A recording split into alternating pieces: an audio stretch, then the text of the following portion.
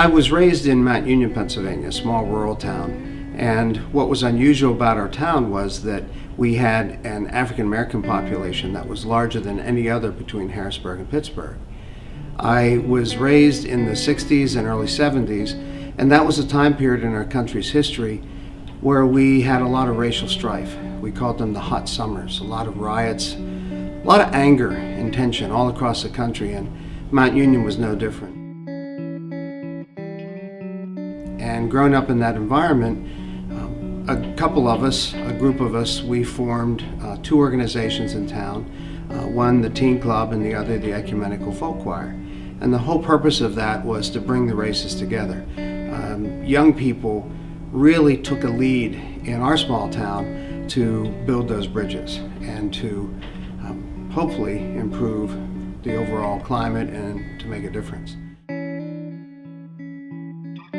After high school, I went off to college where I wanted to be a minister, and I majored in religions and history, and I worked with some remarkable people at that school, at Teal College, and I had the opportunity to meet several theologians from all around the world who came. One was a German World War II officer who in the middle of battle converted and turned his men over to the Allies and fought against his own countrymen. I spent 2 days with him. Having time with someone like that talked about Nazis, talked about that had enormous impact on my life. And of course, going forward, after college I worked in mental health field for a few years, went back for my master's in American history and folklore, and after that I had the opportunity to work as a field worker, as a folklorist, and gathering interviews and talking to hundreds of people about their occupations, their cultures, their religions and beliefs, about their traditions and ancestry, and that formed a lot of who I am today.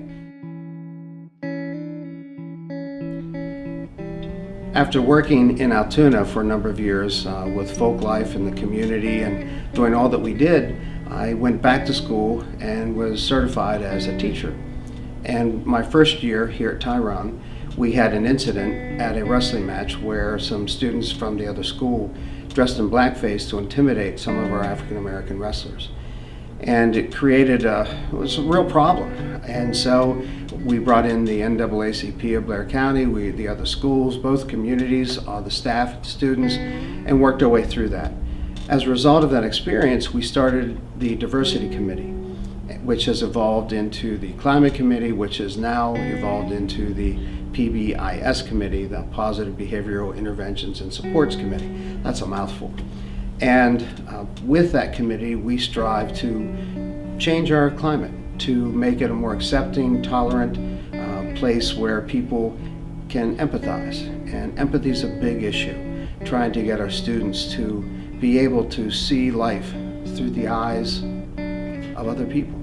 And so to do that, we are doing all sorts of things within the school district, and our students have created a student team. They're working on making improvements. The staff, not only the teachers, but all the staff have gathered together to try to make a difference and improve our climate for the students.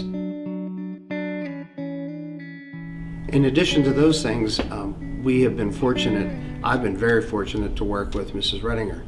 And she and I, 9 years ago, started the Youth Action Network, which is a youth organization created to teach our students and our community about local as well as international issues, humanitarian issues.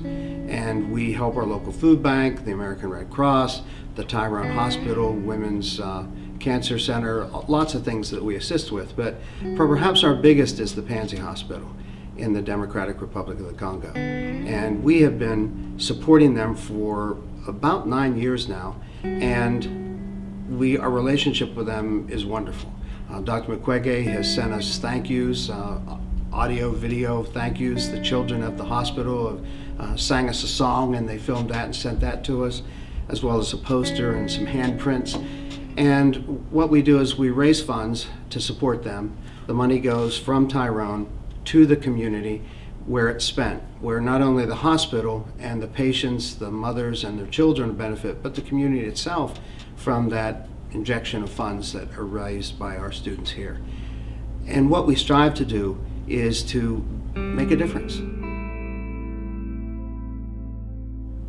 We strive to teach our students empathy, and to do that we use local and international issues. We teach our kids about those issues, and as they investigate, as they research, as they ask questions, and they look deeper into the issues, that provides all the motivation, incentive that those students need.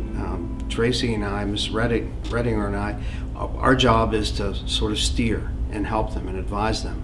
But their passions that are raised as a result of this research and the time that they have to be able to communicate with members of Pansy Foundation and others has done a world of good for our students. And as I get older, I look back on my life and I think of all the people who have influenced me and helped direct me in my life and change my life.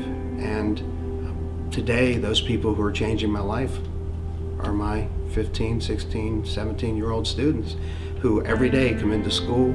Some of them come from some pretty rough backgrounds and environments, and yet they rise above that and they come here to help others. There is nothing more inspiring to a teacher than to see his or her students grow and make such a big difference in the world.